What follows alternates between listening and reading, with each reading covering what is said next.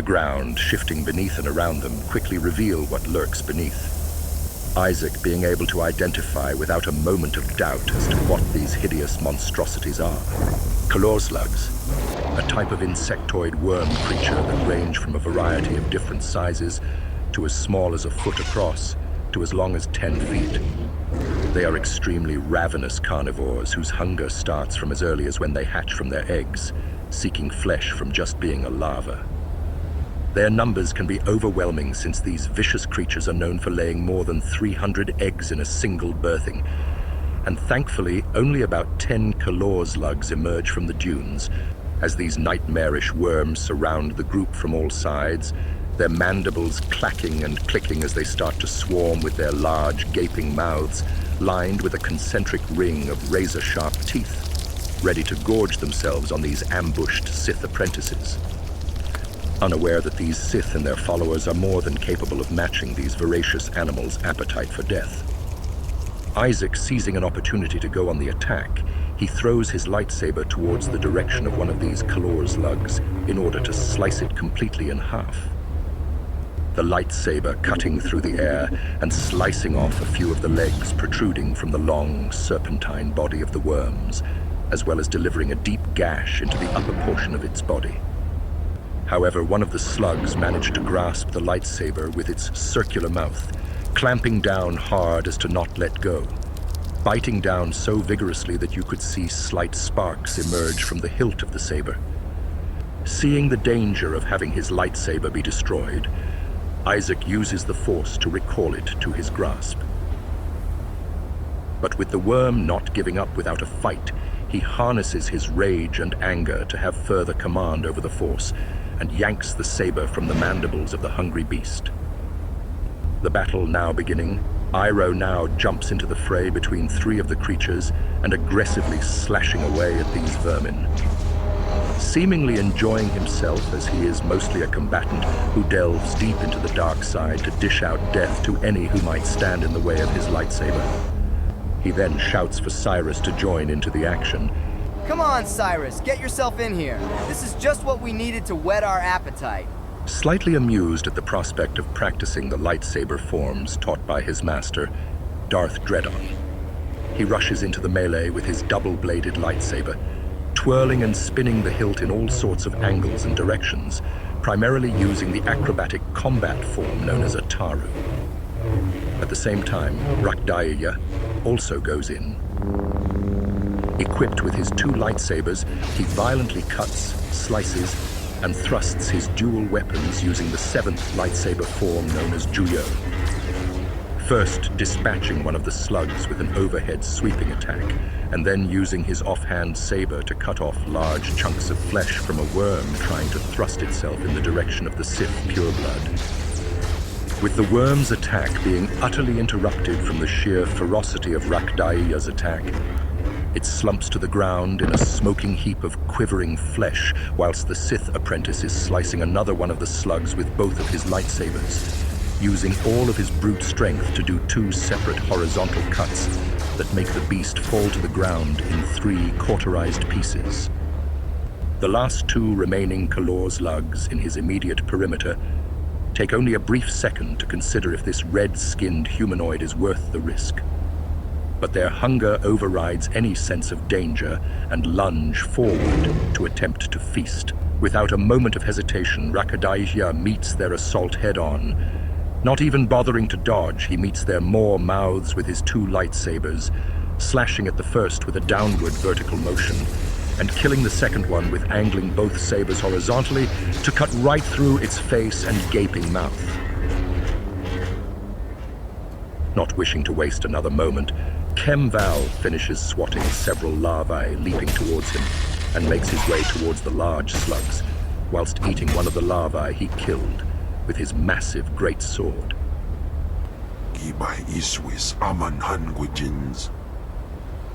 Only after a few moments after everyone has gone into the melee, Major General Verbata begins blasting away alongside the Nortolan female, Lakasha. They unluckily fail to notice one of the claw slugs creeping their way past all the dead worms spread throughout the sand.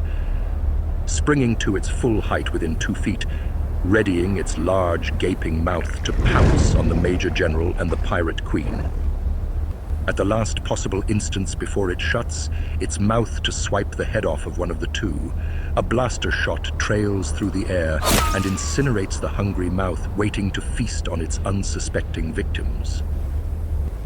10 feet away, HK-50 can be seen aiming his light-repeating blaster in the direction where he shot down the slug.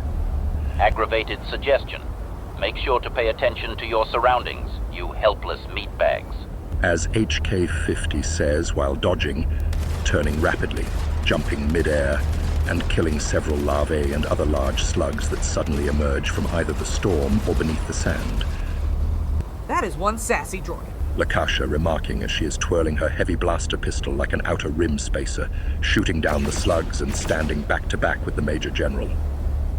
Verbata doesn't respond but stays focused as he delivers a rain of blaster bolts towards a group of Kalor slugs charging in their direction, incinerating and vaporizing parts of their serpentine bodies with his rotary blaster cannon. As the lifeless, twitching bodies of the monstrous worms lay on the sand and rock, he looks over to his master, Cyrus, seeing the display of acrobatic combative carnage being ensued merely 20 feet away. Further invigorated when watching the display of Cyrus killing several of the slugs, he continues to deliver another volley of blaster bolts on a group of worms suddenly bursting out of the sand only a few feet away from Cyrus. The Sith apprentice noticing the general's assistance, he takes a moment to nod in appreciation of his support, and continues on to slay more of the ravenous creatures. Cyrus quickly dodges a snapping bite from one of the Kalor slugs that was aiming directly for his head, perhaps this insidious creature thinking that it could get an easy meal by aiming for Cyrus's cranium. Responding promptly as the beast is withdrawing after failing to end the battle with a single bite from its gaping circular mouth, Cyrus turns his entire body to gain the momentum to punish the slug with a kick right on its mandibles. He soon discovers the horror when the slug takes the brunt end of the forceful kick, but has the hunger to push past any concussion and catches his foot with its starving mouth. Recalling on Darth Dreadon's teachings, Cyrus remembers his master drilling into his psyche repeatedly on not wasting a single moment in combat, to answer immediately when met with a situation that seemed dire. Using his anger to sharpen his senses and reflexes, he takes his double-bladed lightsaber and slices just below the creature's mouth, a shallow cut to make it release his foot from its grasp. Then as the creature wails in excruciating pain, the Sith apprentice takes the opportunity to do a downward slash along the center of the serpentine body. Using both ends of his saber staff, he twirls his lightsaber downwards 3 times in quick succession to cut completely through the body of this massive worm and making it through to the other side. Feeling satisfied after surviving such a dangerous instance in the combat, he takes a moment to catch his breath. In a mere fraction of a second, another group of these monstrosities burst out of the ground only 5 feet away and lunge at him with their clicking and clacking famished mouths, wishing to sate their gluttonous desire for flesh. Thankfully, due to the vigorous training of Darth Dreadon, he is able to prepare himself within the few sparing seconds he has when the slugs are pouncing on him all at once.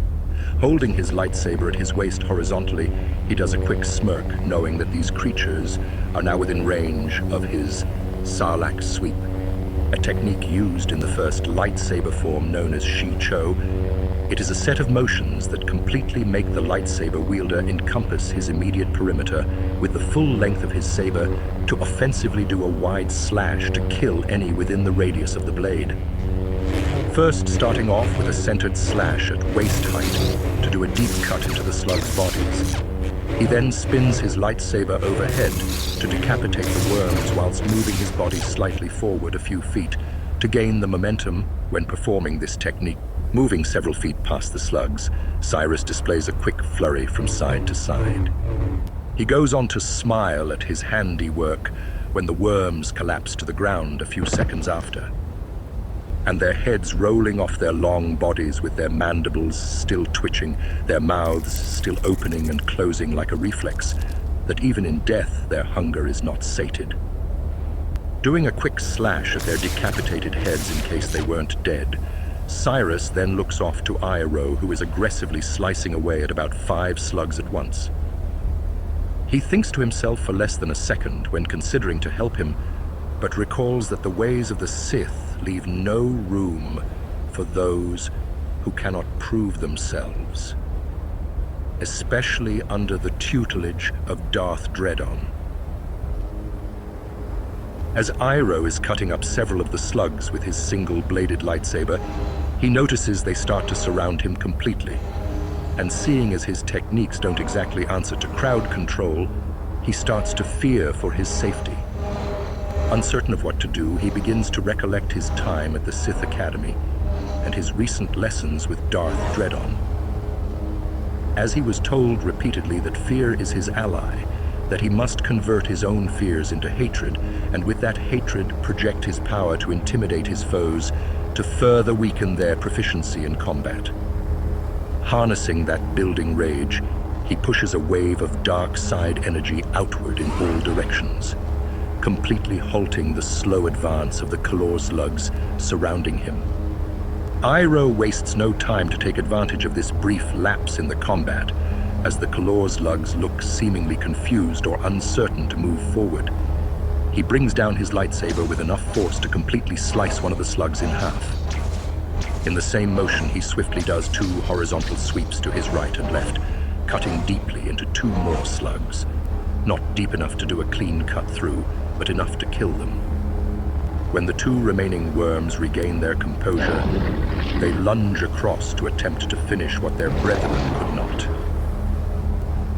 Unfortunately for them, Iroh now has the advantage, and he simply cuts them down with a diagonal slash downward upon the first one, and finishing the other one with an upward motion, using his physical strength to deliver a clean cut, leaving nothing but cauterized serpentine vermin in the wake of his rage-induced carnage. In the distance, Isaac can be seen focusing intensely, and although Cyrus and Iroh don't have the best aptitude for sensing with the Force, they can undoubtedly feel the raw power emanating from Isaac. They take that as their opportunity to move out of the way as Isaac harnesses the power of the dark side to strike several Kalor slugs with Force lightning. A power of the dark side to manifest the powers of rage and hatred, to eviscerate your enemies with lightning, to leave nothing but a smoking husk.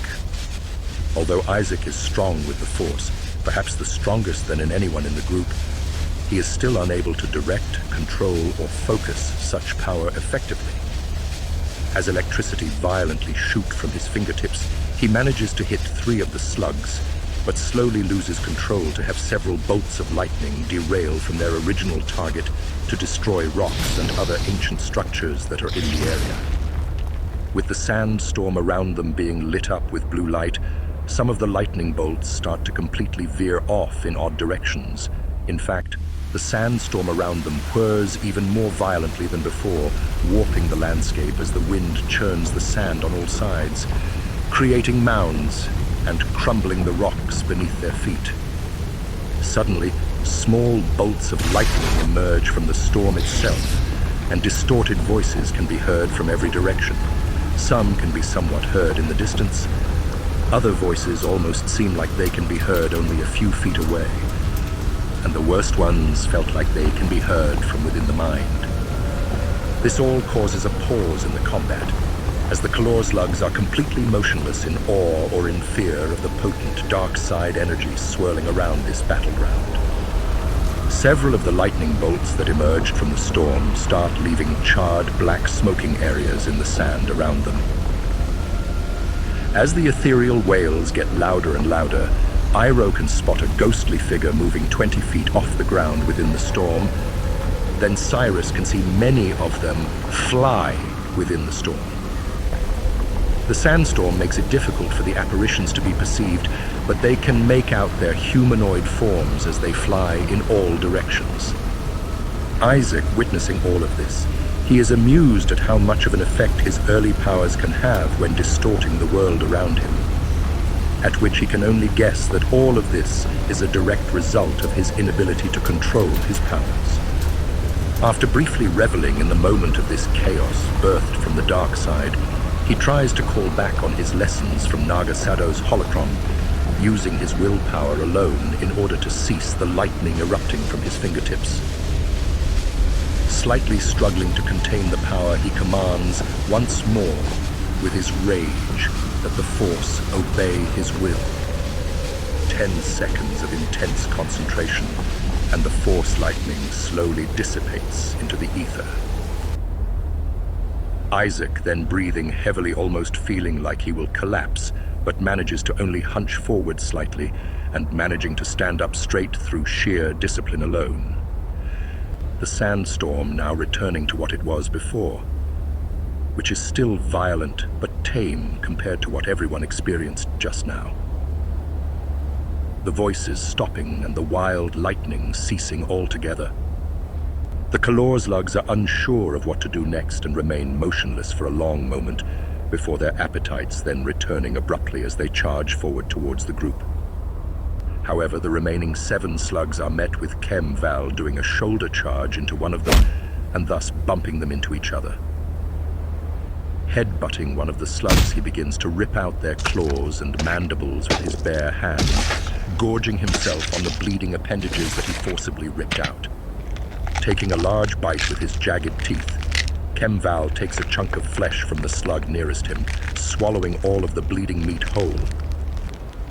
The worm, writhing in pain and trying to take a bite out of Chem Val, but being stopped as it's being forcibly held down on the ground by sheer brute force whilst being eaten alive by the Dashad.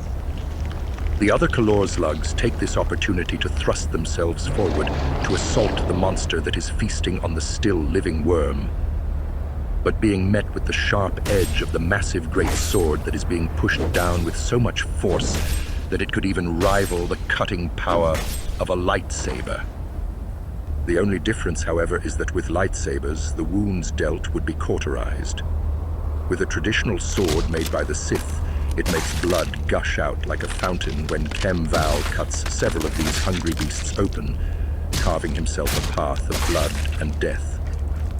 Knocking several of them down with just his bare hands, killing others with his sword, and taking large bites of flesh from these quaking slugs who have been outmatched in their hunger.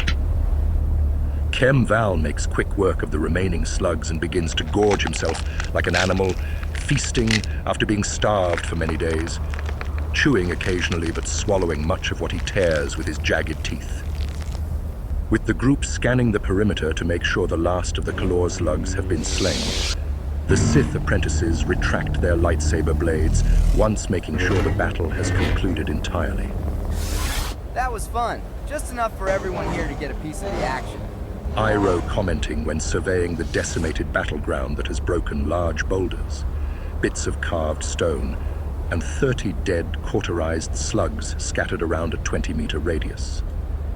Additionally, there are still the charred, blackened spots of smoking sand that has a barely noticeable glossy finish to it, as if the force lightning that came from the sandstorm was so high in temperature that it could melt rock, stone, and sand. Rakdaya simply looking around the area in awe after witnessing how distorted the terrain is, he then turns to Isaac, almost looking like there is something he wants to discuss, but holds himself back to possibly wait for a more opportune moment when there aren't more ears listening into what could be said. Cyrus, however, does indeed step closer to Isaac to ask, "So what was all that about during the fight? More of that crazy magic you're experimenting with?" Iroh interjecting himself into the conversation, pointing an accusing finger at Isaac, and goes on to shout, Yeah, you could have killed us back there. Don't tell me you're back to your old ways of killing acolytes and apprentices again? Isaac being unfazed while the 2 apprentices confront him, he calmly explains, I don't see a reason why I have to justify myself to you two, but I'll indulge your curiosity for now. Iroh's body language indicating he's getting upset and looking like he's going to say something, but is immediately cut off by Isaac. What you witnessed during the fight is a force technique I learned during my research into Sith magic and alchemy. It's an ancient knowledge that can corporealize your hatred and anger into bolts of lightning. Cyrus can be seen scratching his head in utter confusion and goes on to state, I don't think I really understood any of that. Iroh still visually upset. He goes on to say, Just criffing, make sure you don't hit us with any of that carking lightning. I don't want to be fried like some steaming charred wump rat. Isaac takes the initiative to attempt to get the group back on track. Now that we're done here, let's start making our way to finishing the mission. What about the alien eating the dead slugs, though? Cyrus, pointing towards Kem Val as the 8-foot-tall morose monster, is completely covered in blood and eating several of the slugs.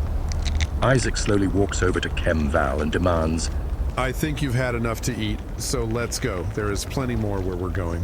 Was Jabe wise Jabe prophetis, we sons Jankara Haitang. We killed Dubai's Kuiban's mana. Twadi and Warpai and Parlai Kain. the Dashad looking upward directly at Isaac, saying all this while he is eating large chunks of warm blood, oozing flesh from the still twitching corpses of the claw slugs. The Sith apprentice, making sure to not break eye contact, he asks HK-50 to translate what Kem Val has just said. The assassin droid can be seen inspecting his light-repeating blaster and reloading a power cell, but immediately stands to attention to translate. Translation. He says that he only obeys you due to the law of being defeated in combat by you, but will look for an opportunity to sever this bond. The Mirialan Sith apprentice doesn't break his gaze for a single instance and sternly commands. I am your master, Kem Val. If you behave, I can reward you with many opportunities to feast on the bodies of my dead enemies. But if you test my patience, I can easily destroy you with my powers. The Dashad seems to be taking a moment to ponder his options for a few seconds, but stands up to his full height and says, Sisunja, Dargis Golan. HK-50 doesn't bother to wait for permission to translate. Translation. He says he will do your bidding for now and proceeds to call you Little One. You will refer to me as Master, not Little One. Do you understand? Kem Val nodding once in compliance with Isaac's command. I want you to remember that I am not your enemy, but an ally to further our power base together. However, when it comes to Iroh, I will give you permission to eat him when the time is right. Isaac saying this in a softer tone, but an immediate shocked reply comes from Iroh. Hey, don't think you can just walk all over me. I'm a Sith apprentice too. Isaac ignoring Iroh. He walks off closely, followed by Kem Val, Rakdaiya, and HK-50. I swear one of these days he is just going to send me over the edge. Iroh says while flailing his arms upward in exasperated annoyance, but Cyrus shrugging and nonchalantly commenting, He knows where we need to go and he is useful, just deal with it and let's move on. Iroh then angrily turning towards Cyrus to proclaim, If I even see that he is making a move on us, I will not think twice to slash him with my lightsaber. Cyrus now being visually annoyed, he just says in an irritated tone, Ugh, let's just go. Cyrus, then gesturing to his companions to follow suit and start making their way through the sandstorm. Iroh standing there in his frustration, he is met with the astromech droid turning up to his side and hears it chirp.